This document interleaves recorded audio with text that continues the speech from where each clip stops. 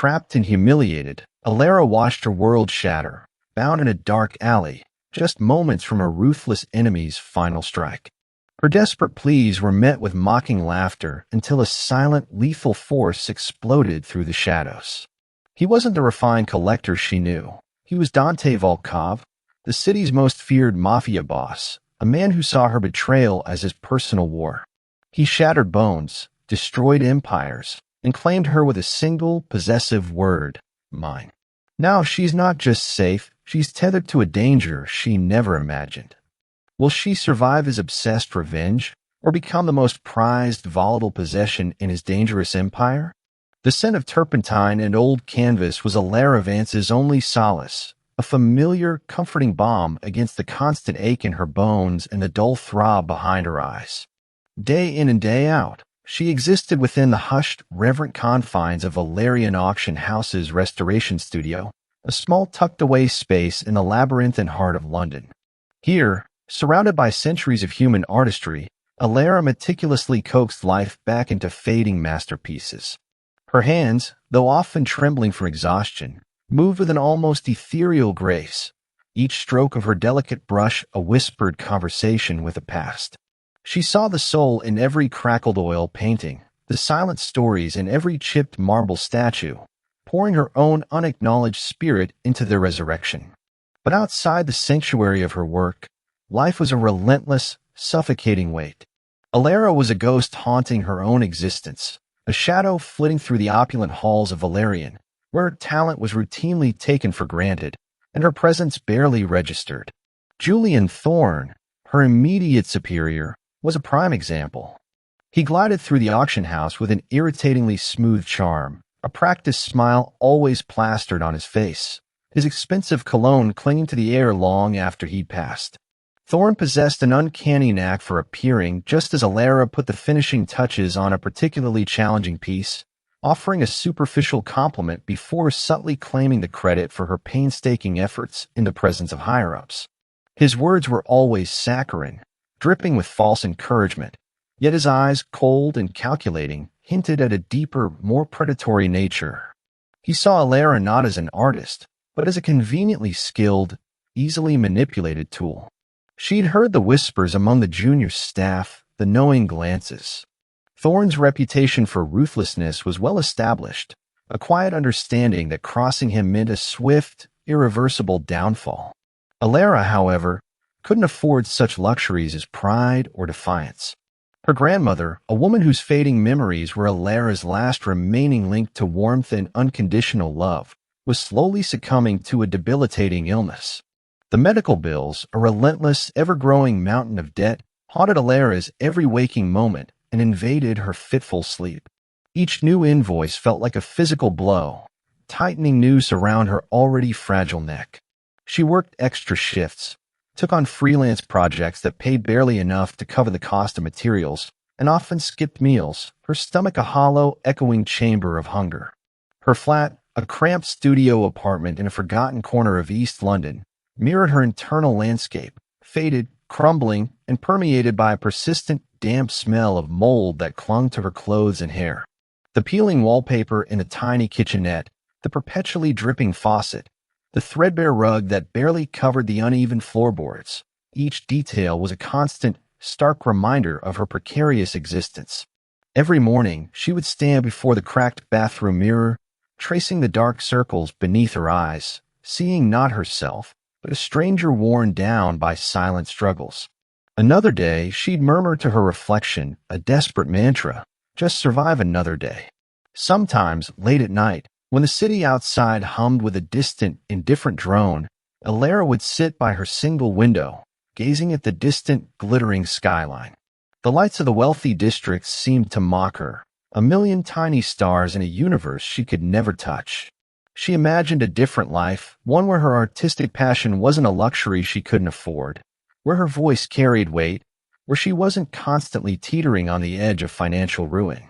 But these fantasies were fleeting, quickly snuffed out by the cold breath of reality. She was trapped, a tiny, insignificant cog in a colossal machine, destined to restore beauty for others while her own life steadily corroded. The heaviest burden, heavier even than the crushing debt, was the profound sense of invisibility. No one truly saw Alara. Not Thorn, who saw only a pair of skilled hands. Not the wealthy collectors, who saw only the restored art. Not even the doctors, who saw only her grandmother's case number. She yearned for recognition, for a single glance that truly registered her, acknowledged her worth beyond her utility. But yearning was a luxury she couldn't afford. So she buried it deep, beneath layers of quiet resilience, perfected smiles, and carefully constructed attachment. Tomorrow was the day of Valerian's most anticipated auction of the season, a rare Renaissance tapestry, valued in the tens of millions. Thorn had personally overseen its authentication, his reputation, and by extension Valerian's, riding on its flawless sale. Alara had spent the last 2 weeks painstakingly preparing the tapestry for display, her fingers tracing every intricate thread, her eyes absorbing every minute detail. As she'd worked, a faint, almost imperceptible anomaly had niggled at the back of her mind, a subtle discord in a harmonious symphony of ancient dyes and woven patterns. A specific hue, a unique shade of crimson, had whispered a silent, unsettling truth. She had tried to dismiss it, to bury the seed of doubt. What good would it do to voice an unproven suspicion? It would only bring trouble, invite Thorn's wrath, and likely cost her the one thing she couldn't afford to lose, her job. But the truth, once glimpsed, was a persistent, insidious thing. It had burrowed deep, festering. As the clock on her worn bedside table ticked past midnight, casting long, dancing shadows across her cramped room, Alara knew, with a sickening certainty, that tomorrow she would not only be presenting a masterpiece, she would be walking into a fire. She clutched the threadbare blanket to her chest, her heart a frantic drum against her ribs. The tapestry, the auction, Thorn's smug confidence, they were all converging, setting the stage for something irrevocably devastating. She just didn't know yet how far she would fall, or whose eyes would be watching when she did. The grand hall of Valerian Auction House was a suffocating tableau of wealth and whispered ambition. Chandeliers, heavy with crystal, dripped golden light onto polished marble floors, reflecting the hushed movements of London's elite. The air itself felt thick, perfumed with expensive scents, old money, new money, and the faint, intoxicating aroma of anticipation. Alara, dressed in a borrowed, ill-fitting black dress that made her feel more like a maid than an art professional, stood near the back, a nervous tremor rippling through her. Her heart pounded a frantic rhythm against her ribs, a discordant drumbeat against the elegant silence. Today was the day of the Renaissance tapestry auction, a piece Julian Thorn had personally authenticated. Her gaze, however, was not on the glittering crowd, but on the tapestry itself, draped magnificently at the front, awaiting its moment in the spotlight. For weeks, that subtle discord, that aberrant crimson thread, had haunted her. Last night, unable to sleep, she had meticulously reviewed her notes, cross-referenced historical dye compositions, and examined magnified images until her eyes burnt. The truth, stark and irrefutable, had solidified. It was a forgery. An exquisite, masterful forgery, certainly, one that would fool all but the most discerning eye, but a fake nonetheless. And Thorn, with his smug confidence, was deeply complicit. A cold dread coiled in her stomach. Exposing this would be professional suicide. It would ignite a scandal that could shatter Valerian's reputation, a scandal Thorn would ensure she bore the brunt of. But the thought of allowing a lie to be sold for millions, a lie that would forever taint the integrity of art, gnawed at her soul. Her grandmother's face, pale and frail, flashed in her mind. Survival, she reminded herself. You must survive. Yet the artist in her screamed. The auctioneer, a man with a booming voice and a practiced smile, began his spiel, describing the tapestry's supposed provenance with theatrical reverence. The bid started, swift and sharp, like pistol shots in the quiet room. Alara felt a wave of nausea. She imagined the unsuspecting buyer, the eventual discovery, the shattering of trust. It was wrong. So utterly, fundamentally wrong. Her throat felt dry, constricted. Her hands clenched into fists, nails biting into her palms. She tried to swallow, but her mouth was suddenly a desert. The words were a burning ember in her chest, demanding release. Her breath hitched. She saw Thorn, standing confidently in the wings, his eyes darting across the room, already basking in the reflected glory of the impending sale. He caught her eye, and a faint, almost imperceptible smirk touched his lips, a silent warning. Don't you dare. But the ember had ignited. Just as the auctioneer's gavel began its descent, a small choked sound escaped her lips. Wait! It wasn't loud, barely a whisper, yet in the hushed intensity of the room, it echoed like a thunderclap. Every single head in the room snapped towards her. Conversations died. The auctioneer froze, gavel suspended midair. Alara felt 100 pairs of eyes impale her, the spotlight of mortification scorching her skin. Her face flushed a violent crimson, hotter than any dye she'd ever restored. She wanted the floor to swallow her whole, to cease to exist. Panic, raw and debilitating, seized her. What had she done? What had she done? Then, like a predator emerging from the shadows, a presence shifted at the front. He had been there all along, a silent monolith in the front row, commanding attention without ever seeking it. Dante Volkov. She knew the name, of course. CEO of Volkov Holdings, a mysterious entity rumored to dabble in everything from legitimate finance to less transparent ventures. His reputation preceded him like a dark, elegant storm cloud. He was a man whispered about, feared, and undeniably revered. Alara risked a glance. Dante Volkov was an imposing figure, even seated. He wore a perfectly tailored dark suit that seemed to absorb the light, making him appear almost sculpted from shadow. His dark hair was slicked back, revealing a sharp, angular jawline. But it was his eyes that held her captive, deep-set, the color of aged emeralds. They were unsettlingly direct, burning with an intensity that promised both danger and an unnerving intelligence. He wasn't looking at her with a crowd. He was looking through them, directly at her. His gaze was a physical touch, piercing through her flimsy defenses, stripping her bare. He raised a single, perfectly sculpted eyebrow, a silent, almost imperceptible question. It was not a gesture of annoyance or judgment, but of pure, unadulterated curiosity. He hadn't dismissed her, hadn't glared. He had merely observed, waiting. That in itself was terrifying. Then, slowly, deliberately, he lifted his hand. Not to bid, not to silence her, but to make a gesture of quiet, undeniable authority. It was a subtle movement, yet the entire room seemed to hold its breath, awaiting his command. The auctioneer, who moments ago had been a picture of impatient annoyance, now looked utterly subservient. And then his voice, low, resonant, a velvety rumble that cut through the lingering tension like a sharpened blade. The lady has something to say. His eyes, those dangerous emeralds, never left Alaris. We listen. The words hung in the air, heavy with unspoken power. We listen. Not I will listen, but we, a royal decree, an undeniable command to everyone present.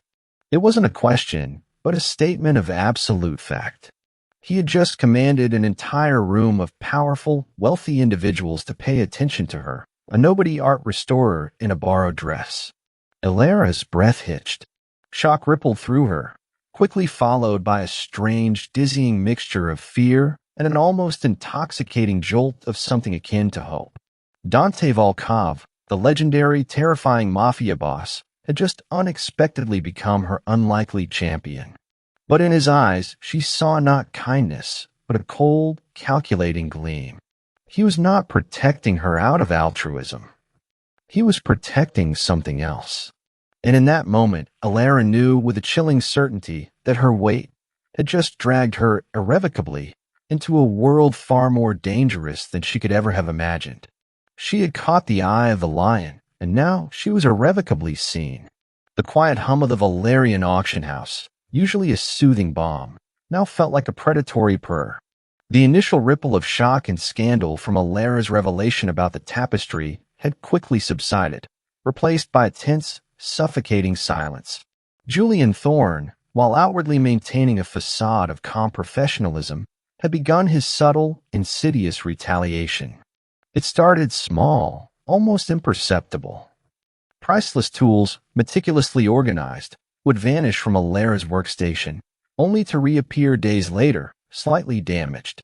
Solvents, crucial for delicate repairs, would be inexplicably diluted, threatening to ruin sensitive pieces. Her work, once praised, was now met with a cold, critical gaze from Thorne, who would find fault in the smallest detail, his voice a low, condescending murmur. "Perhaps your judgment isn't quite what it used to be, Alara," he'd purr, his eyes glinting with malice. Each incident, though minor in isolation, chipped away at her confidence, a relentless assault on her carefully constructed world. But the true blow landed not in the sterile studio, but in her worn letterbox. An envelope, official and stark, contained a notice from her grandmother's care facility. An urgent reassessment had deemed new specialized equipment in round-the-clock nursing absolutely critical. The cost. It had quadrupled. Alara stared at the astronomical figure, her hands trembling so violently the paper rattled. It was an impossibility. An utter, devastating impossibility. There was no official link to Thorne, of course, no direct accusation, but the timing was too perfect, too cruel. He was squeezing her, systematically dismantling her ability to care for the one person who mattered. Despair, a cold, heavy stone, settled in her chest, suffocating her. She tried to fight back. She meticulously documented Thorne's past transgressions, his suspiciously frequent consultations with disreputable collectors, the sudden influx of cash into his accounts. She presented her findings to HR, to senior management.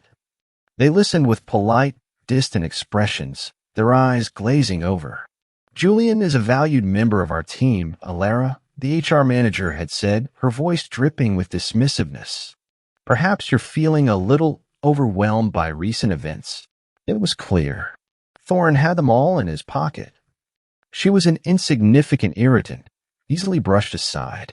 The crushing weight of her failure was palpable. Each night, she would return to her cramped, mold-scented flat, feeling the walls close in around her. The silence of the apartment, once a refuge, now felt menacing, amplifying the frantic thoughts warring in her mind. How will I pay? What will happen to Nana? Her breath came in shallow, ragged gasps.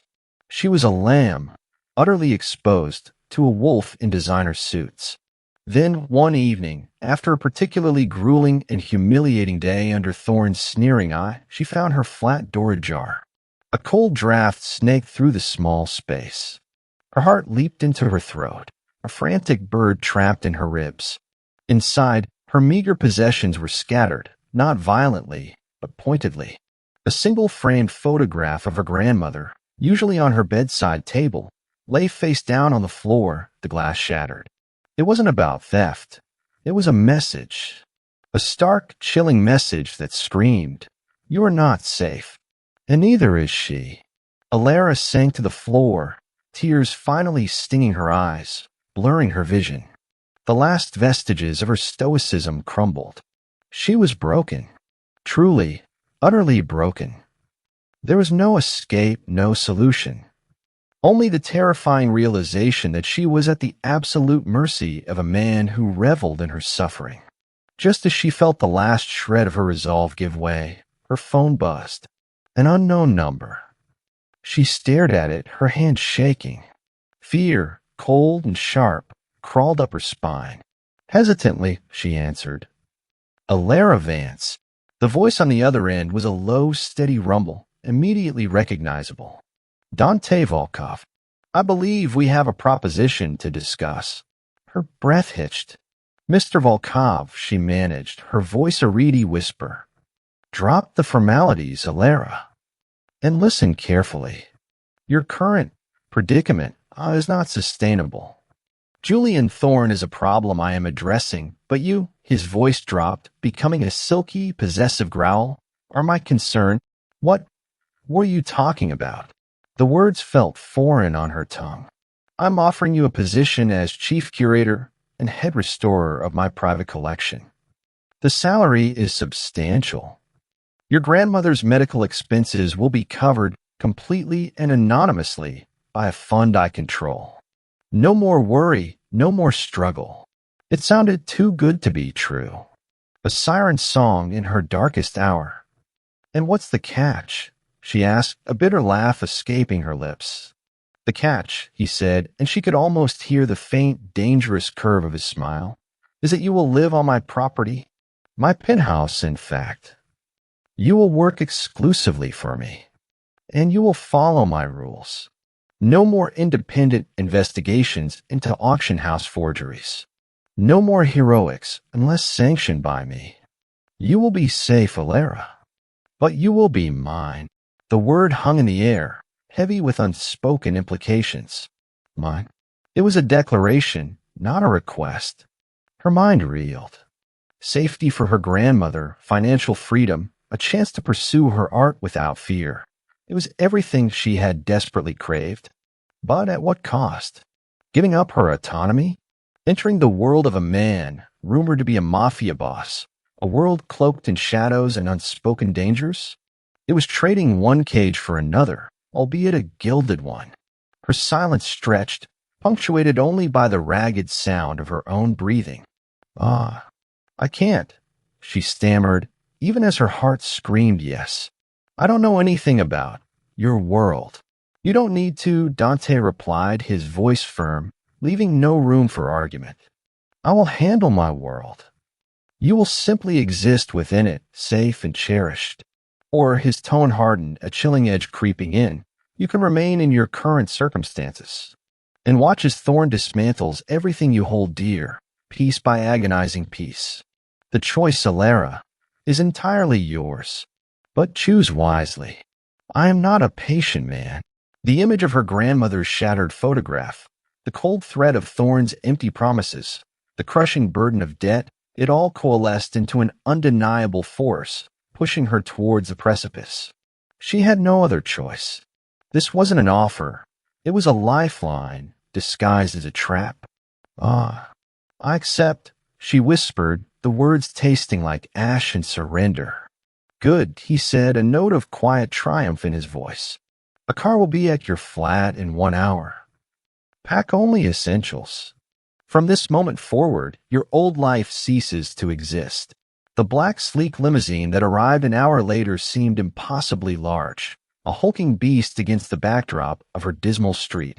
She clutched a small, worn backpack containing her few cherished possessions, a change of clothes, her grandmother's unbroken photograph, and her favorite sketching pencils. The journey to Dante's penthouse was a blur of tinted windows and hushed, efficient movements from his silent driver. The penthouse itself was breathtaking, a sprawling expanse of glass and steel perched impossibly high above the twinkling cityscape. It was a world away from her damp, cramped flat. Walls adorned with genuine masterpieces, Renoirs, Picassos, all bathed in soft, recessed lighting shimmered around her. The air smelled of polished wood, expensive leather, and something undefinable, something masculine and powerful. But the overwhelming luxury felt sterile, impersonal. It was magnificent, yes, but also utterly alien. As the heavy oak door to what would be her new room clicked shut behind her, Alara walked to the floor-to-ceiling windows, gazing out at the miniature city below. She was safe. Her grandmother was safe. But the price of that safety pressed down on her, a suffocating weight. She was no longer a Lara Vance, struggling art restorer. She was a possession, a protected artifact in the collection of Dante Volkov, the Mafia Boss. And as she watched the city lights, distant and unfeeling, she couldn't shake the terrifying realization that she had just stepped into a golden cage, and the bars, though invisible, were forged of absolute power and undeniable possession. What would he demand of her? What unspoken rules governed this opulent prison? The answer, she knew, lay waiting in the impenetrable silence of his world. The first few days in Dante Volkov's penthouse were a disorienting blend of stark luxury and profound isolation.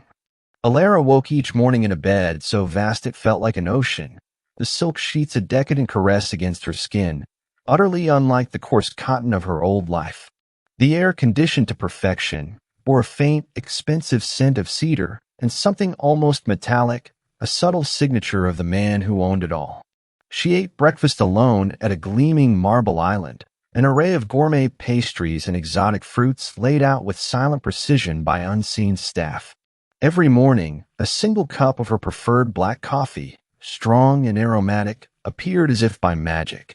It was a golden cage, yes, but one where every physical need was anticipated with unnerving efficiency. Dante was a phantom in his own home. He appeared briefly at breakfast, a dark, imposing figure silhouetted against the panoramic city views, sipping his coffee in silence. His eyes, those piercing emeralds, would sweep over her once, a quick, possessive appraisal that left her skin tingling, before he retreated into the labyrinth of his work. Alara mostly saw him in the state-of-the-art art restoration studio he had commissioned within the penthouse, a sun-drenched sanctuary boasting every tool and material imaginable. Here, surrounded by Dante's formidable private collection, priceless works from every era, Alara found her only true peace. She began her work with cautious reverence, her skilled hands bringing life back to a faded Baroque canvas. Often, she would feel a presence behind her. Dante. He never announced himself, never intruded, simply stood a few feet away, a silent sentinel, watching her work.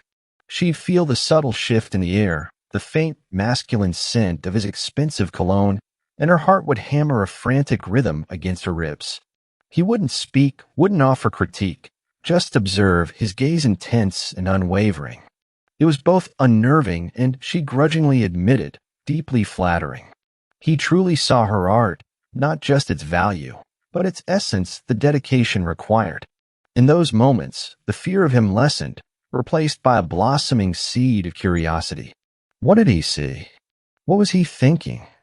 The first true breach in her emotional defenses came through a daily call from the care facility. Her grandmother's health was steadily improving. The new equipment, the dedicated nurses, the specialized therapies, it was making a profound difference. She's even started humming her old tunes again, dear. The head nurse chirped one afternoon, her voice brimming with genuine warmth.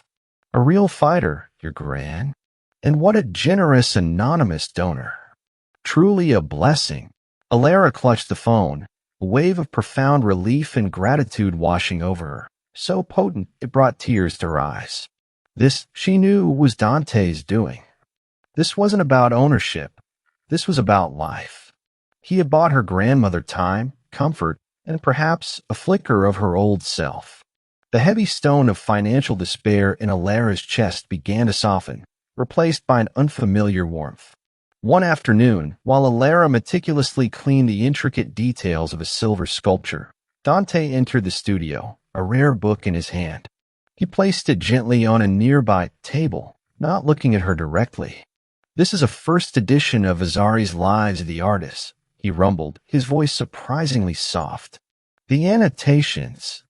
I suspect they reveal something significant about a lost work. Your expertise might shed light." His eyes finally met hers, a silent challenge. Alara's breath caught. This wasn't a command. It was an invitation. She carefully set down her tools, her fingers tingling with excitement. "Vasari? In a first edition? Mr. Volkov, this is incredible." He merely inclined his head. "Dante." "Dante," she repeated, the name feeling foreign, yet potent on her tongue. They spent the next hour poring over the delicate pages, their heads bent close together, the scent of old paper and leather mingling with her turpentine.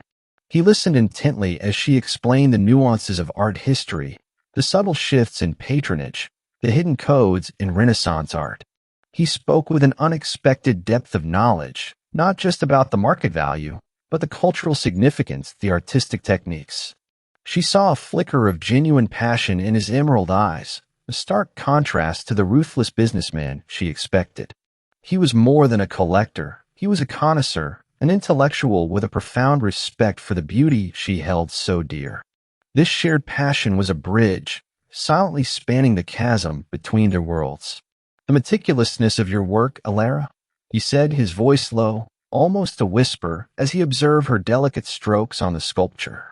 It is our devotion. She looked up, startled. His eyes were fixed on her hands. Then slowly, deliberately, they rose to meet hers.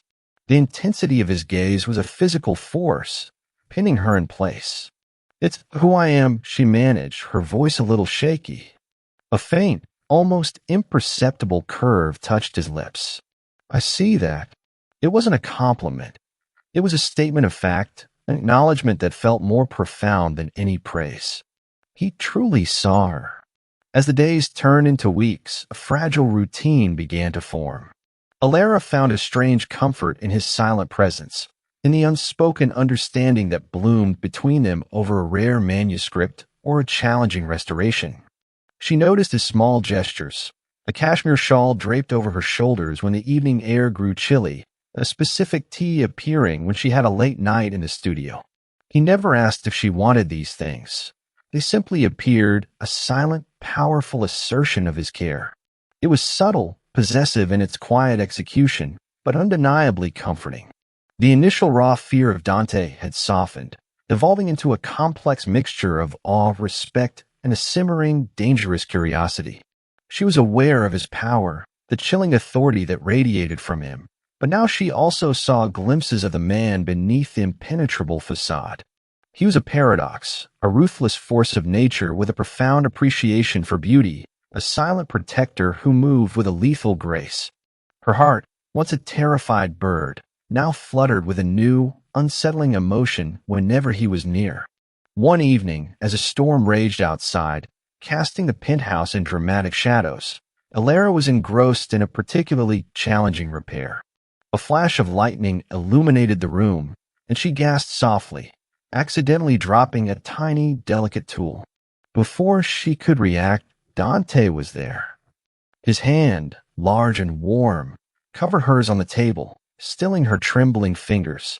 He didn't speak, just held her hand, his thumb unconsciously stroking her knuckles. The static electricity in the air, from the storm and their proximity, was palpable. Her breath hitched. She could feel the heat radiating from his body, the subtle scent of his cologne enveloping her. His eyes, dark and intense in the flickering light, bore into hers, searching, revealing. For a fleeting moment, the carefully constructed walls between them crumbled. "You're shaking," he murmured, his voice a low rumble, devoid of judgment.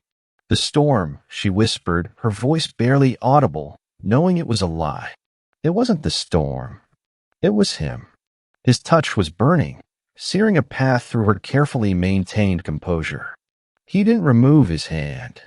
Instead, his grip tightened, a silent anchor in the chaos. "Are you truly afraid of the storm, Alara?" he asked, his gaze unwavering, as if he could see into the very depths of her soul. "Or are you finally afraid of what you're starting to feel?" The question hung in the charged air, a dangerous, undeniable truth that left her breathless. The delicate truce Alara had forged with her new, gilded reality shattered abruptly one crisp London morning. She found it tucked neatly beside her breakfast plate, among the gourmet pastries and fresh fruit, a glossy, anonymous tabloid. Its headline, emblazoned in lurid red, screamed, "Art forger's confidant? Valerian whistleblower accused of scandalous dealings." Her breath hitched, a painful knot forming in her chest.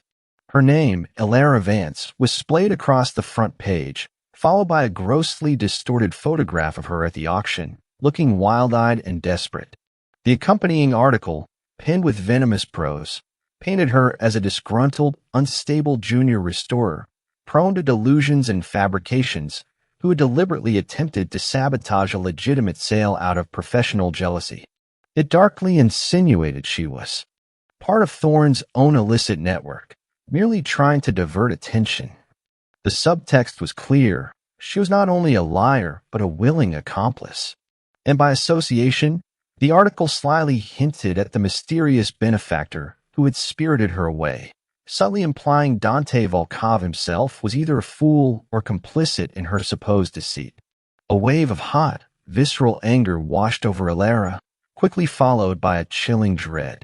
Or, this was his handiwork, insidious and perfectly timed. He wasn't just trying to discredit her. He was trying to drag Dante into the mud, to prove that his protection was a liability. Her fingers trembled as she crumpled the paper, the harsh rustle loud in the otherwise silent dining room. The aroma of freshly brewed coffee, usually a comfort, now smelled like bitter betrayal. Dante entered the dining room precisely then, his presence as usual, commanding. He moved with a quiet, lethal grace, his gaze sweeping over the table, then landing on the crumpled tabloid in her hand. His emerald eyes, usually unreadable, flickered with something dark and dangerous. Problem, Elara? His voice was low, deceptively calm, but there was an underlying current of steel. Thorn, she managed, her voice tight with fury and a growing fear. She pushed the crumpled paper towards him. He's trying to ruin me, to make me look like a fraud. And now he's trying to implicate you. Dante picked up the paper, his long, elegant fingers smoothing out the wrinkles with an almost clinical detachment. He read the article, his expression unchanging, a mask of cold fury. The air around him seemed to thicken, growing heavy, charged with a barely contained storm. Elara watched him, a shiver running down her spine. This wasn't the Dante of quiet contemplation in the studio. This was the Mafia Boss, the predator she had glimpsed at the auction, his true nature simmering just beneath the surface. He finished reading, then slowly, deliberately, tore the paper into precise, narrow strips. He didn't speak, but the action was more eloquent than any outburst. It was a silent, chilling promise of obliteration. I need to fight this. Elara burst out, her frustration boiling over. I can't let him. I have proof. I can show them he's lying, that I was telling the truth about the tapestry. She imagined confronting the journalists, presenting her evidence, clearing her name. A naive, desperate hope. Dante finally looked at her, his eyes cold and assessing. And how do you propose to do that, Elara? Issue a press release from my penthouse? Hold a conference? You think the media, already bought and paid for by Thorne's connections, will listen to the disgruntled art restorer he's painted you as? His tone was devoid of cruelty, merely stating an undeniable, brutal truth. They want a scandal. They want blood. And right now, you are the easiest target. The reality of his words hit her with the force of a physical blow. He was right. She had no platform, no power. Her anger deflated, leaving behind a hollow ache of helplessness. So what do? She whispered, feeling tears prick her eyes. Just let him destroy my name? No, Dante said, his voice a low, dangerous growl. You do nothing. You trust me. And you watch. And watch, she did. The next few days were a blur of growing anxiety for Elara. She frantically searched online, finding more articles, more insidious whispers, spreading like a venomous contagion across art blogs and social media. Thorne's campaign was relentless, calculated to undermine her credibility, and, by extension, cast doubt on Dante's judgment. She paced the polished floors of the penthouse, feeling utterly powerless, a pawn caught in a game she didn't understand, played by rules she couldn't comprehend. The luxurious confines suddenly felt less like a sanctuary and more like a gilded prison. Then, as suddenly as it had begun, it stopped. The articles, the blogs, the insidious rumors, they simply vanished.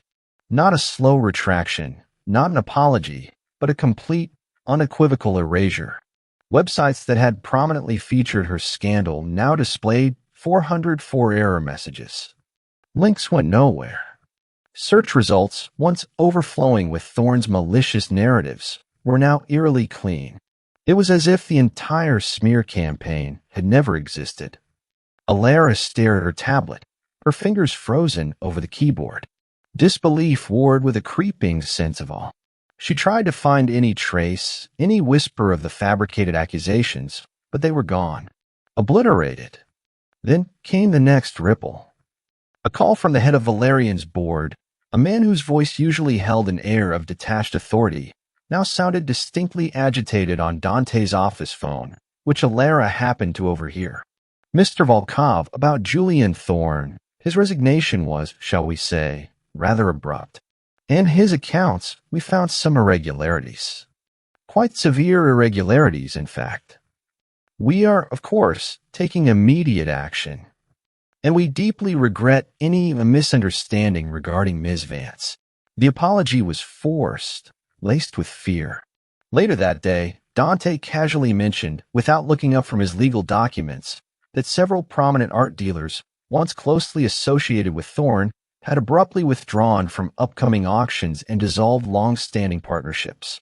One renowned collector, known for his cutthroat dealings, had even publicly denounced Thorne, citing unforeseeable ethical breaches.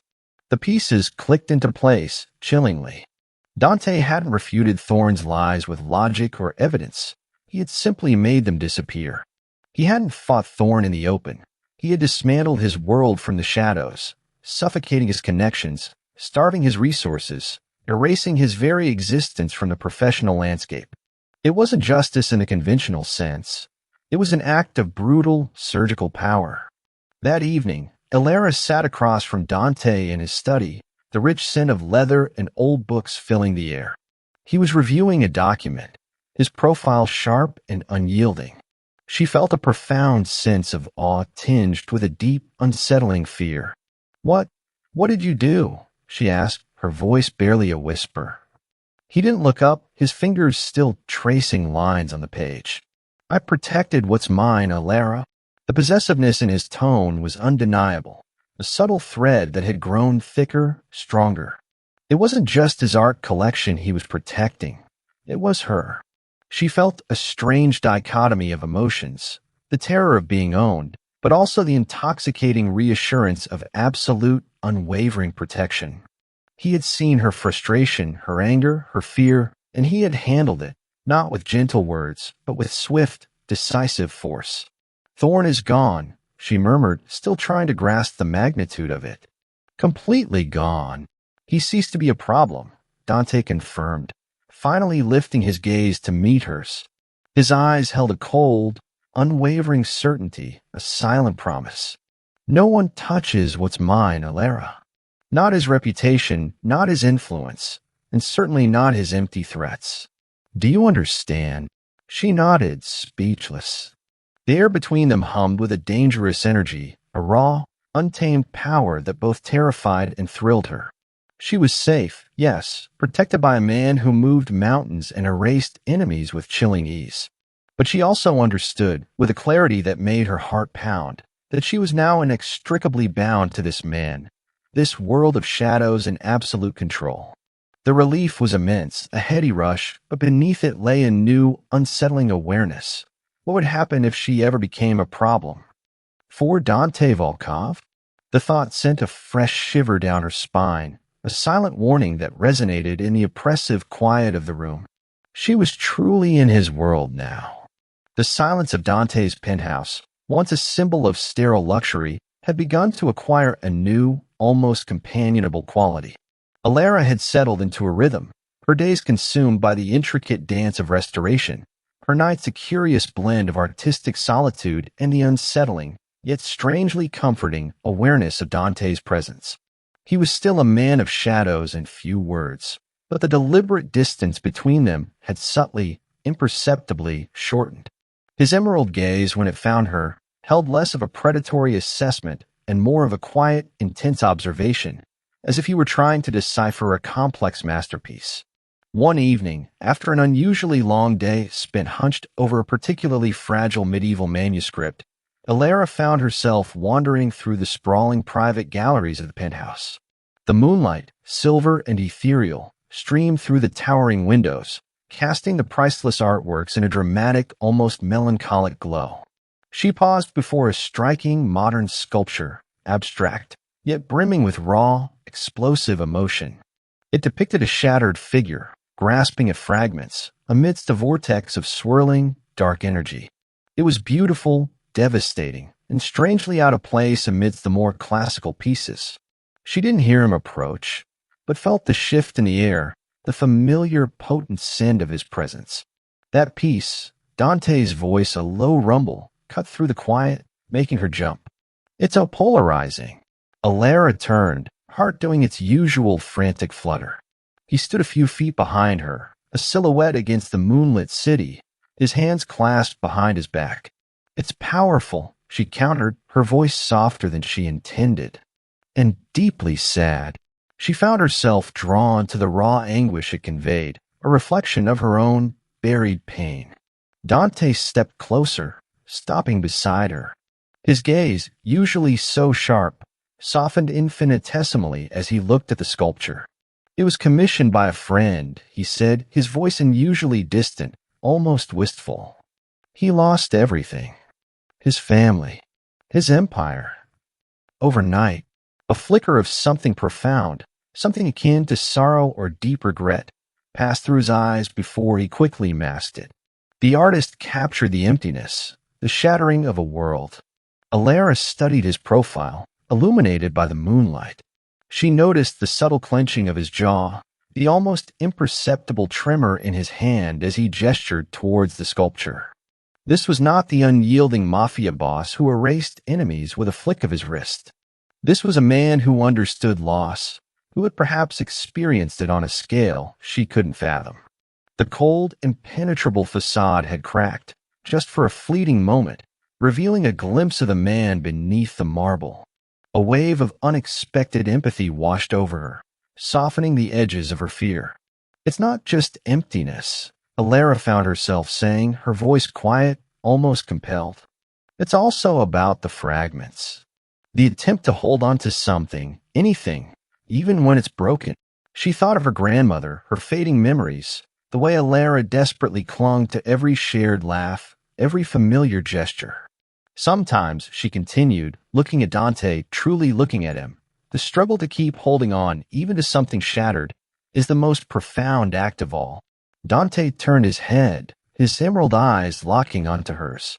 The intensity was back, but now it was laced with a new element, recognition. He didn't dismiss her words, didn't cut her off with a curt command. He simply held her gaze, a silent conversation passing between them. The air around them crackled with an unspoken understanding, a delicate tension that was both fragile and profoundly potent. "You speak from experience," he stated, not as a question, but as a quiet, irrefutable observation. Alara's throat tightened. The usual defenses, the carefully constructed walls she'd built around her pain, began to crumble under the weight of his steady, unwavering gaze. "I understand what it's like to feel your world shattering," she admitted, her voice barely a whisper.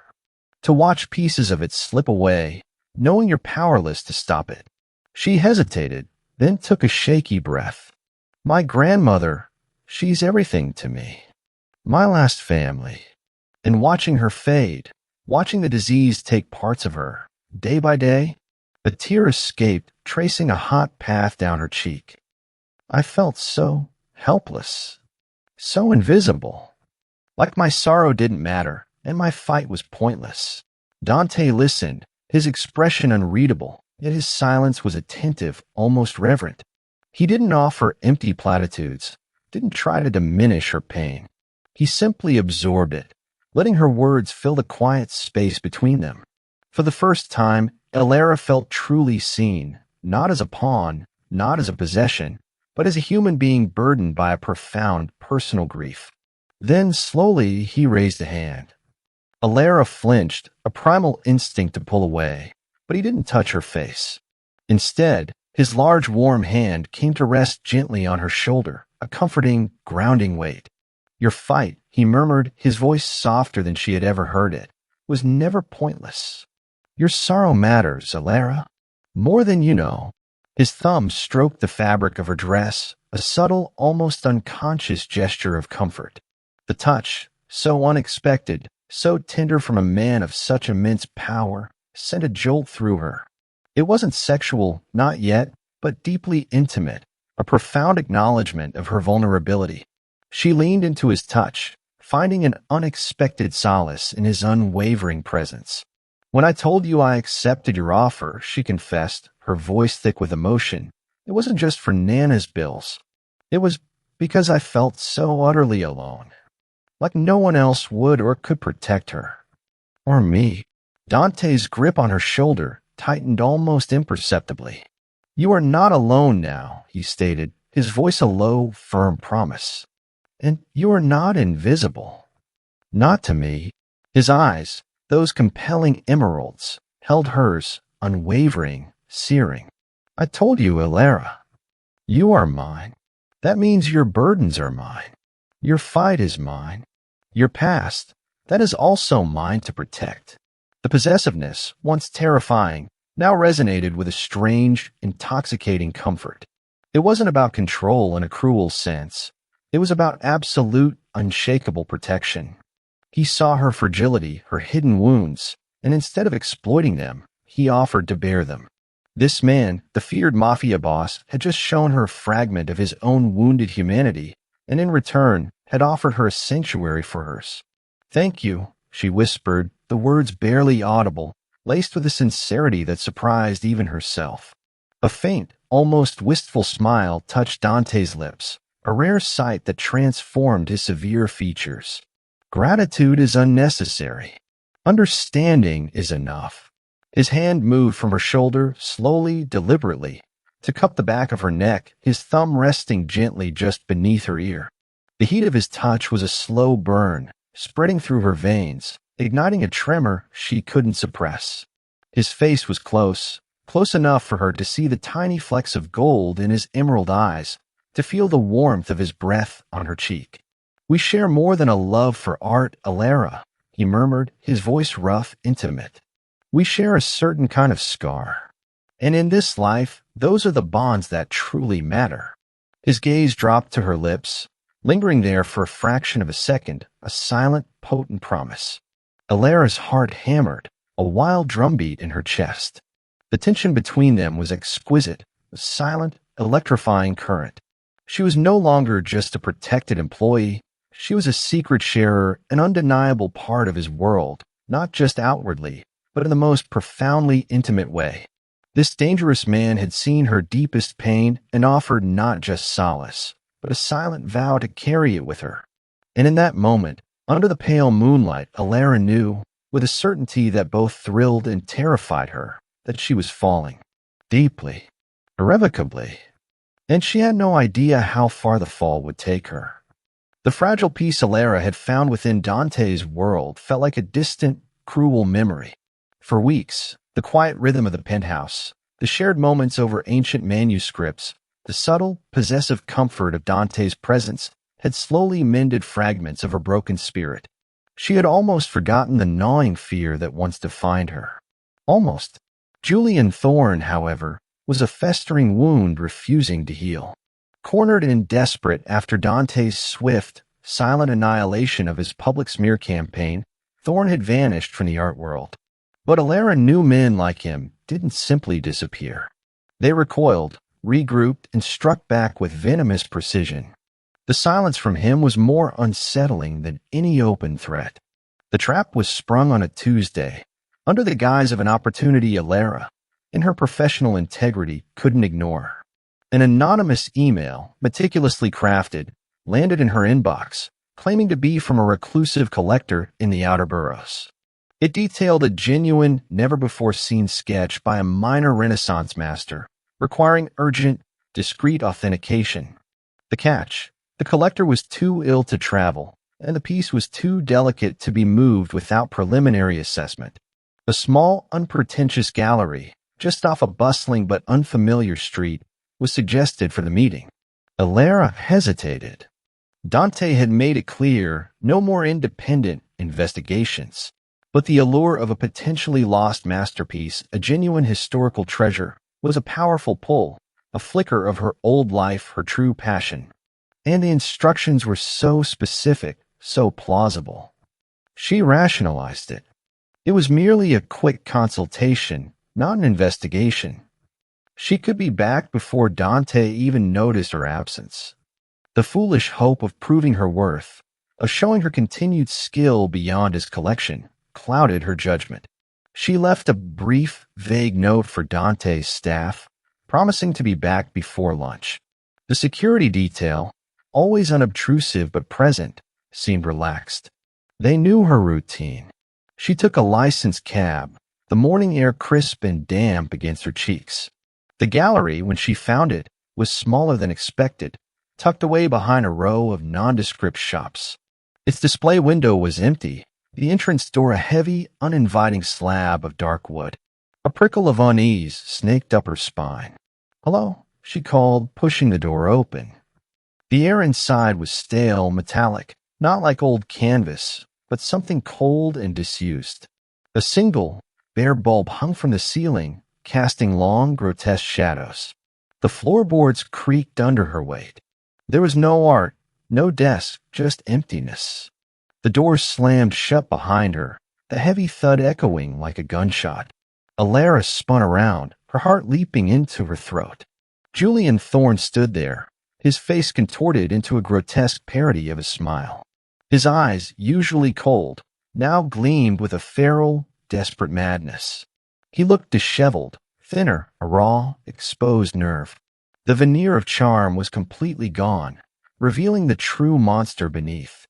"Looking for a lost masterpiece, Alara?" he sneered, his voice hoarse, dripping with venom. "How fitting. You, a lost cause, looking for lost art." Terror, cold and absolute, gripped Alara. "Thorne," she choked out, her voice barely a whisper. "What do you want?" "What do I want?" He took a step closer, his breath reeking of stale alcohol. "Everything you took from me. My career. My reputation. My future. And now you're going to pay for it." His gaze raked over her, filled with a sick triumph. Or rather, he is. The great Dante Volkov. He thinks he can just erase me? He thinks he can steal what's mine? I'm not yours. Alara cried, a desperate, futile protest. "Oh, but you are. You're his," Thorne spat, gesturing wildly around the derelict room. "His pet. His new toy. And now you're going to be his biggest liability." He lunged, grabbing her wrist with a force that made her cry out. He produced a roll of rough, industrial tape and began to bind her hands, then her ankles. The rough material scraped against her skin, painfully tight. Alara struggled, kicking and twisting, a desperate, guttural scream tearing from her throat, but was muffled, swallowed by the thick walls and the oppressive silence of the abandoned space. Thorne was stronger, fueled by maniacal rage. He dragged her across the dusty floor, pushing her roughly into a corroded metal chair. The cold, unforgiving material bit into her skin. "Scream all you want, little bird," he taunted, his face inches from hers, his eyes burning with cruel delight. "No one's coming for you here. Not your precious Dante. He's too busy playing king in his ivory tower. He doesn't care about a broken little art restorer, does he? He just cares about his possessions." Humiliation, bitter and scalding, washed over Alara, mingling with her terror. Thorne was hitting every raw nerve, exploiting every insecurity she had ever harbored. He was right. Was she truly more than a possession to Dante? A valuable one, perhaps, but ultimately replaceable. The thought was a fresh, agonizing wound. Thorne pulled out his phone, a sinister smile spreading across his face. "Time to send a message to your protector, darling." A little reminder of what happens when you cross Julian Thorne. He began to snap pictures of her, bound and terrified, his flash blinding her with each click. The vulnerability, the sheer indignity of it, made her stomach churn. He then started recording a video, forcing her to look into the camera. "Tell him, Alara. Tell him what a fool he was to think he could get rid of me." Alara's voice caught in her throat, thick with tears and terror. "Dante," she stammered, hating the weakness in her voice. He knows everything. "Please, Thorne, don't do this." "Too late, little girl," Thorne hissed, his finger hovering over the send button. The game has changed. Meanwhile, in the tranquil, art-filled sanctuary of the penthouse, Dante felt a subtle, unnerving shift in the atmosphere. Noon had come and gone. Alara was not back.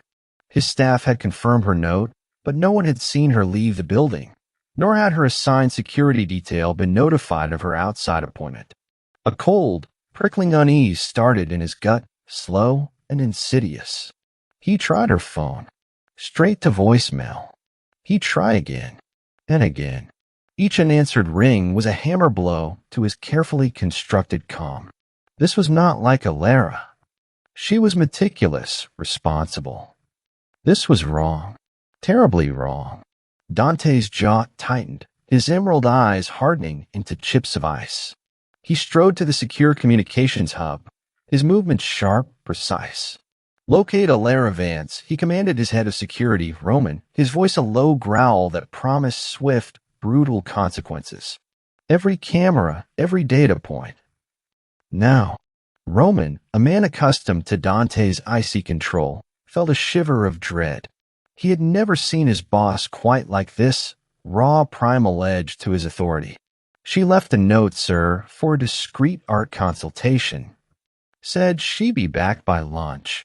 "A lie," Dante snarled, slamming his fist onto the console, a rare, uncharacteristic display of raw fury. The impact vibrated through the room. Thorn. It's Thorn. The realization hit him with the force of a physical blow. He had underestimated the rat, underestimated his desperation. And now Alara was paying the price. A buzzing sound from his secure phone. A new message. A video. Dante's fingers, usually steady as a surgeon's, trembled as he opened it. The image that filled the screen sent a white-hot wave of pure, unadulterated rage through him, so potent it made his vision blur. Alara. Bummed. Terrified. Tears streaming down her face. And behind her, Julian Thorne's sneering, triumphant face. Thorne will wish he was never born, Dante thought, his mind a cold, calculating machine, already mapping out the coordinates of absolute retribution. But beneath the inferno of his rage, a deeper, far more terrifying emotion coiled in his gut. Fear. A desperate, soul-crushing fear. The image of her bound, her eyes wide with terror, was a physical agony. He had vowed to protect her, to keep her safe within his world. And he had failed. "Thorn," Dante hissed, his voice dropping to a dangerous whisper, a sound that made Roman visibly flinch. He just made the biggest mistake of his miserable life. Find them. Find them now. And if she is harmed, if a single hair on her head is touched. His voice trailed off, but the unspoken threat hung heavy in the air, a chilling promise of unimaginable violence. "I will burn this city to the ground." The screen flickered. The video ended. Dante stared at the blank display, his breath coming in ragged gasps, his hands clenched into white-knuckled fists. Alara. His Alara. Out there. Vulnerable. In the clutches of a desperate, vicious man. The thought was a torment, a poison spreading through his veins.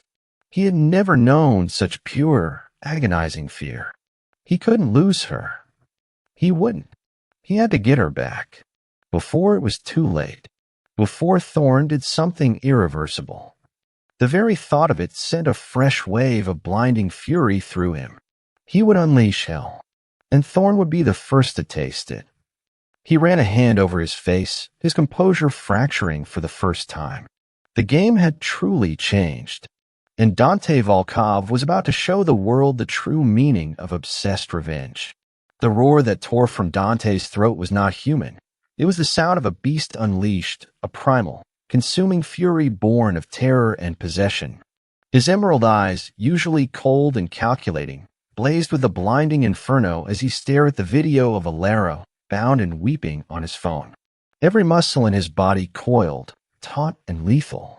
Roman, his head of security, felt a cold sweat prickle his skin. He had never witnessed Dante Volkov so completely unhinged, so utterly consumed by rage. "Every man," Dante barked, his voice a low, dangerous rumble that vibrated with suppressed violence. "Armored vehicles.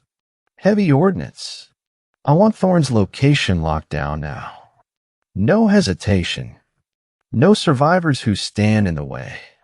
If she is harmed, if a single hair on her head is touched, I will personally ensure he begs for death before he finds it." The command was absolute, chilling in its clarity. Within minutes, the penthouse, usually a bastion of quiet luxury, transformed into a command center. Maps flashed on screens. Tactical teams moved with silent, deadly precision, their faces grim. Dante, a black tactical suit replacing his pristine designer wear, strapped a sleek, dark handgun to his hip.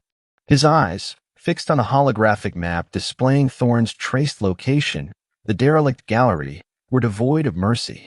He was no longer a collector of art. He was an instrument of pure, unadulterated vengeance. In the stale, metallic air of the forgotten gallery, Alara felt the last vestiges of her strength draining away. Her wrists and ankles, chafed raw by the rough tape, throbbed with a dull ache. Thorne, fueled by a manic desperation, had been circling her like a starved hyena, alternately spitting venomous insults and pressing his phone to her face, forcing her to record frantic, tear-filled messages to Dante. "Tell him what you are, little slut." Thorne shrieked, his face contorted. "Tell him you're nothing but a broken toy. Tell him you're mine now." Alara sobbed, her throat raw, her voice hoarse. "Dante, he's coming. He'll kill you." She hated the tremor in her voice, hated her own helplessness. The cold fear for her own life was suffocating, but beneath it a new, unsettling terror had taken root. Fear for him. For the monstrous acts he would commit in her name. A distant siren wailed, then abruptly cut off. Thorne's head snapped up, his eyes wide with a mixture of panic and defiant rage. "He's here," he hissed, pulling a rusty, blunt knife from his pocket. "He's here." But he's too late. He lunged towards Alara, his intention horrifyingly clear, a desperate, final act of malice. Just as the glint of the blade caught the dim light, a deafening crash ripped through the silence. The heavy, reinforced gallery door exploded inward, splintering into jagged shards of wood and twisted metal. Dust, plaster, and shattered glass rained down like a brutal snowstorm. And then, framed in the gaping maw of the ruined doorway, stood Dante Volkov. He was a force of nature, a dark, avenging angel, his silhouette stark against the flashing blue and red lights outside. His black suit was immaculate, despite the dust, but his presence was anything but. He moved with a predatory grace, a silent, lethal storm. Behind him, a squad of his men, armed and deadly, swarmed into the gallery, their movements precise and ruthless. Thorne's few pathetic thugs, caught completely off guard, were dispatched with brutal efficiency, collapsing in sickening thuds. Thorne froze, the rusty knife clattering to the floor as his eyes, wide with sheer, unadulterated terror, met Dante's. The maniacal gleam in his gaze evaporated, replaced by the abject horror of a small animal cornered by a lion. "Volkov," he whimpered, his voice barely audible. Dante didn't respond. His eyes, burning with a raw, savage intensity, swept past Thorne, landing on Alara. Her heart leaped into her throat, a frantic, desperate beat. Bound, bruised, and terrified, she could only stare back, a choked sob escaping her lips. In his gaze, she saw the depths of his fury, but also something else, a possessive, almost agonizing relief. His attention snapped back to Thorne, and all traces of humanity vanished from his face. "You touched what's mine," Dante articulated, each word a chip of ice, his voice low, deadly calm. "You threatened her. You humiliated her." He took a slow, deliberate step towards Thorne, the sound of his expensive shoes unnervingly loud on the dusty floor. Thorne stumbled back, tripping over his own feet, falling to his knees. "Please, Volkov," Thorne babbled, tears streaming down his face. "I didn't mean it. I swear. I was desperate. Just let me go, please. I'll disappear. You'll never see me again." His voice was a pathetic plea, stripped bare of all his former arrogance. Dante stood over him, a dark, imposing shadow. He didn't raise his voice, didn't need to. "Disappear," he repeated, his voice chillingly mild. "That was your chance, Thorne. When I allowed you to fade away. But you chose to strike at my sanctuary, at her." His gaze, burning into Thorne's soul, was utterly devoid of mercy. And for that, there is no forgiveness. Only consequences. Before Thorne could utter another word, Dante moved.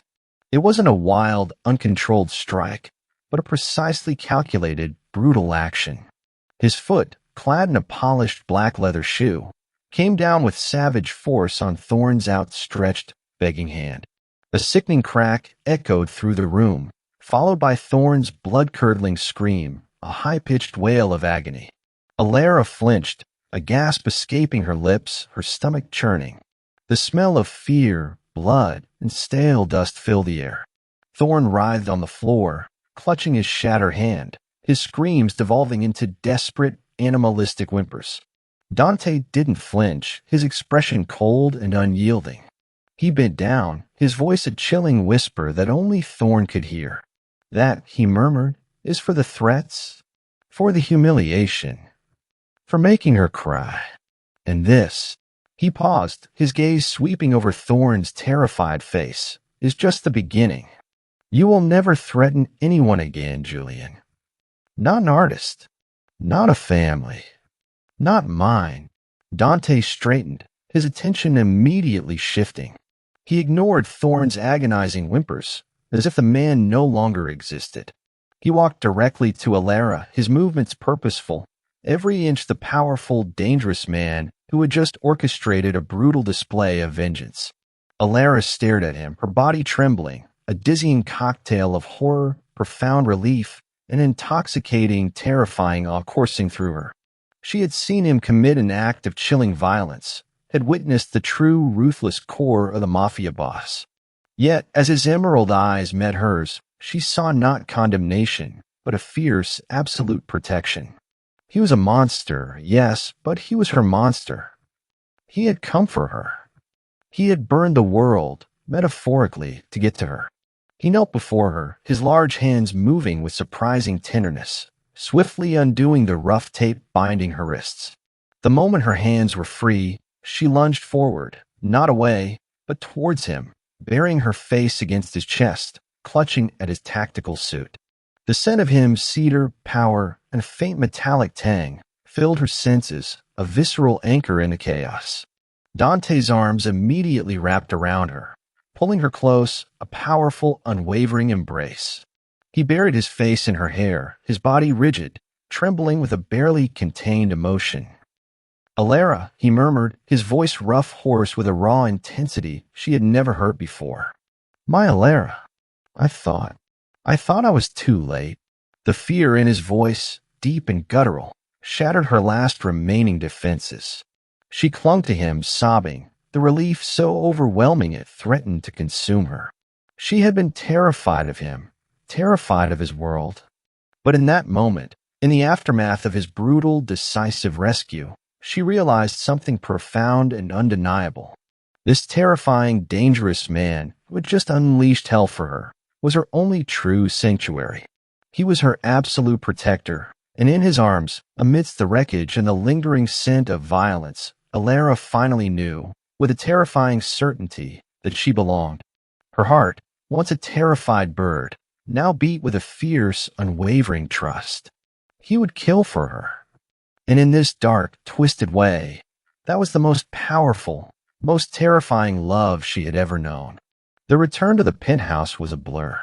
Alara remembered the silent, grim faces of Dante's men, the chilling efficiency with which they cleared the scene, and the unsettling silence of the armored car.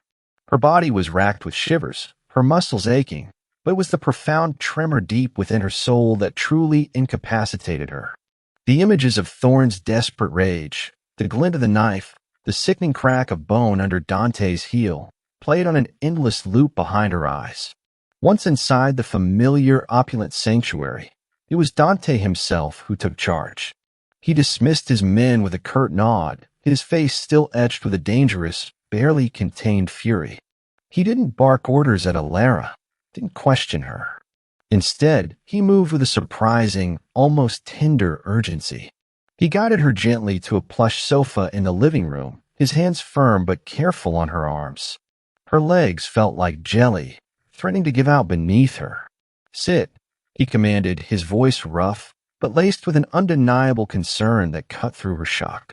He knelt before her, his large, powerful hands carefully peeling back the tape residue from her wrists and ankles.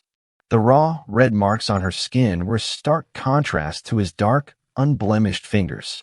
Alara flinched with every touch, not from pain, but from the vivid memories of her captivity. "Are you hurt?" His voice was low, his emerald eyes searching hers, piercing through the veil of her trauma. She shook her head, unable to speak, her throat thick with unshed tears and the metallic taste of fear. "No," she finally managed, her voice a reedy whisper. "Just shaken."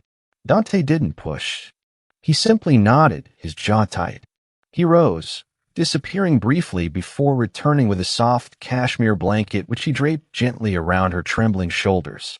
The luxurious fabric, redolent with his subtle scent, offered a strange, grounding comfort. He then poured a glass of amber liquid, a potent, expensive brandy, and pressed it into her hand. "Drink this," he ordered, his gaze unwavering. "It will help." Alara took a hesitant sip. The burning liquid warmed her throat, dulling the sharp edges of her fear.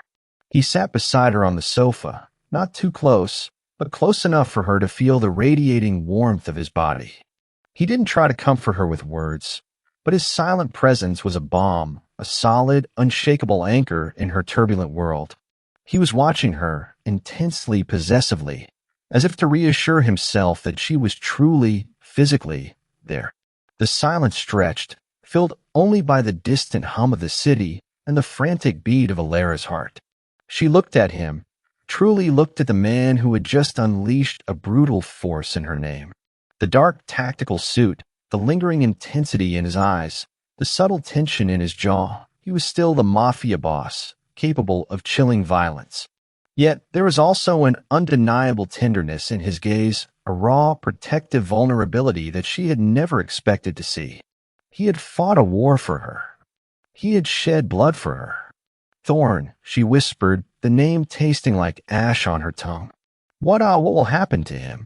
Dante's expression hardened, his eyes turning to chips of cold jade. "Julian Thorn will cease to exist. His name will be purged from every record, his assets liquidated, his connections severed. He will vanish, not into hiding, but into oblivion. And every man who aided him, every crony who touched you, will follow." His voice was devoid of emotion, a chilling pronouncement of absolute, undeniable punishment. He will learn that there are consequences for touching what's mine, consequences he can never escape.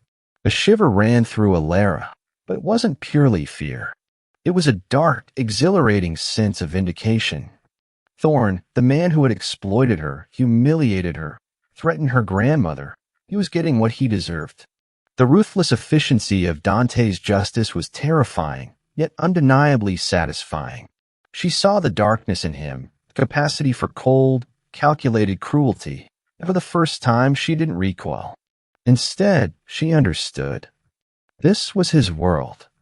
This was how he protected. This was how he loved. As the brandy slowly warmed her, a strange, dizzying realization began to settle in Alara's mind.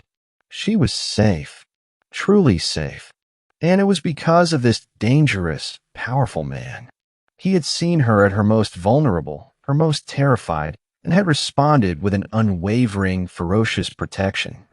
He didn't see her as broken, as damaged, as a liability. He saw her as something precious, something worth fighting for, worth destroying for. He reached out, his hand gently cupping her chin, tilting her face up to meet his gaze. His thumb stroked her cheekbone, a feather-light touch. "You are safe, Alara," he repeated, his voice a low, gravelly promise. "No one will ever harm you again. Not while I breathe." Her eyes, still wide with lingering shock, met his. In their depths, she saw the ferocity of his possession, the absolute certainty of his claim, and a profound, overwhelming sense of acceptance settled over her.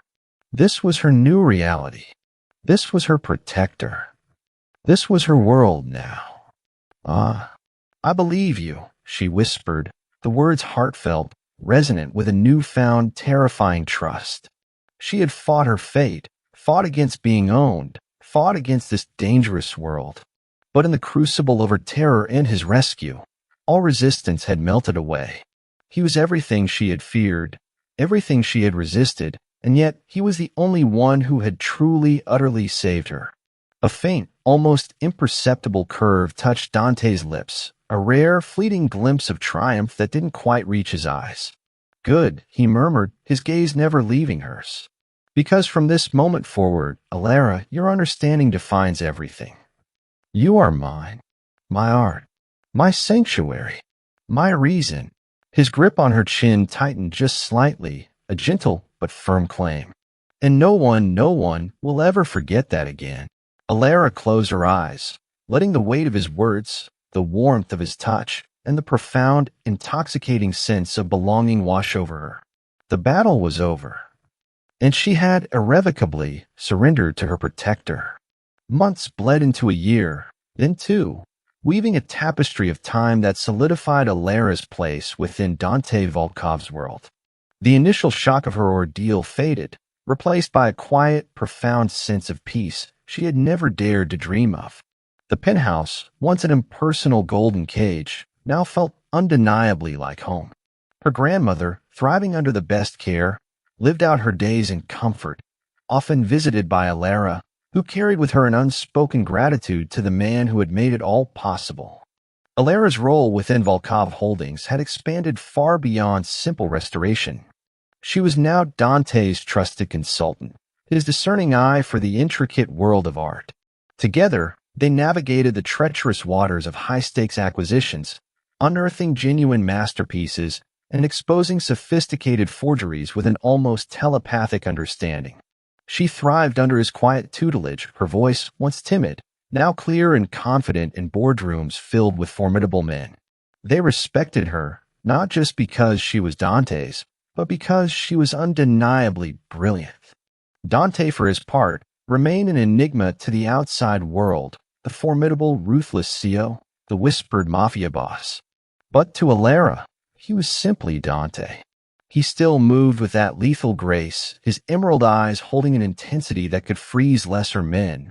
But now, when they looked at her, they softened, warmed by an unspoken tenderness. He rarely spoke of love in the conventional sense, his devotion expressed through unwavering protection, absolute trust, and a possessiveness that had ceased to be terrifying and had become, instead, a deep, comforting embrace. Her private studio within the penthouse, now vast and filled with light, was a testament to her restored purpose. One afternoon, Alara stood before a newly acquired, breathtaking Renaissance portrait, her brush poised. This piece, a true masterwork, had been rescued from a corrupt collector, its history almost erased by greed. As she meticulously cleaned the delicate layers of varnish, a profound sense of fulfillment washed over her. She wasn't just restoring art. She was restoring justice, preserving truth in a world that often sought to obscure it. And she was doing it by Dante's side. She felt his presence before she heard him. The subtle shift in the air, the faint scent of cedar, and his unique, compelling masculinity. He entered the studio, a dark, elegant shadow against the sun-drenched space, and stood behind her, his gaze falling first on the portrait, then on her. "She is beautiful," he murmured, his voice a low, appreciative rumble. Rescued from the shadows, given new life. Alara smiled, a genuine, unburdened smile that reached her eyes. "Much like me." Dante's hand came to rest gently on her waist, his fingers splaying possessively over the fabric of her smock. He leaned in, his breath warm against her ear. "You were never in the shadows, Alara. You were simply veiled, and I merely unveiled you." His voice dropped, becoming a rich, intimate whisper. "And now you are brighter than any masterpiece." His words, simple yet profound, resonated deep within her. He had seen her worth when she herself couldn't, had fought to reveal it to the world. She leaned back against his solid chest, finding perfect solace in his embrace. The familiar thrum of his heartbeat, strong and steady against her back, was her constant reassurance. "I still don't understand," Alara began, her voice soft. "Why me? Why did you choose to pull me into your world?" Dante turned her gently in his arms until she faced him, his hands cupping her face, his gaze intense, unwavering. "Because you saw truth where others saw only profit. Because your integrity burned brighter, than any threat. Because you were fierce, even when you thought you were broken. And because his thumb stroked her cheekbone, when I offered you a sanctuary, you accepted. Not out of weakness, but out of strength. You chose to fight for your grandmother, for your art, for yourself. And you chose to fight by my side. He lowered his head, his lips brushing softly against hers. You are my home, Ilera. My anchor in a world of chaos. My truth in a world of lies. His gaze dropped to her lips again, lingering there, a silent promise. You are mine, my queen, my reason for existing. The words, imbued with his unwavering certainty and deep, unspoken love, settled over her like a warm, protective cloak. It wasn't a traditional happily ever after, not with the lingering shadows of his world always present, but it was their happily ever after. A fierce, possessive, dangerous, and utterly devoted one. And you, Ilera whispered, her fingers tracing the sharp line of his jaw, are my everything. My protector. My strength. My impossible, beautiful storm. Dante's lips finally met hers, a deep, slow, possessive kiss that sealed their unspoken vows. It was a kiss that spoke of past battles won, of a future fiercely claimed, of two souls irrevocably intertwined. When he finally pulled back, his eyes, those captivating emeralds, blazed with a triumphant, undeniable love. We build something they can't touch, Ilera, he murmured, his voice a low, firm promise. Together, he wrapped his arms securely around her waist, pulling her flush against his side, and together they walked to the towering windows, gazing out at the vast, glittering expanse of London below. The city, once a source of loneliness and fear, now seemed to pulse with a vibrant, dangerous energy, a reflection of their own intertwined lives. Ilera knew their life would never be simple, never entirely free of risk. But with Dante by her side, commanding his world with an iron will and a possessive heart, she finally felt whole. She was not just a survivor, she was a conqueror. She was an artist, a queen, and unequivocally, fiercely his. And in the dangerous, magnificent world of Dante Volkov, that was more than enough. That was everything.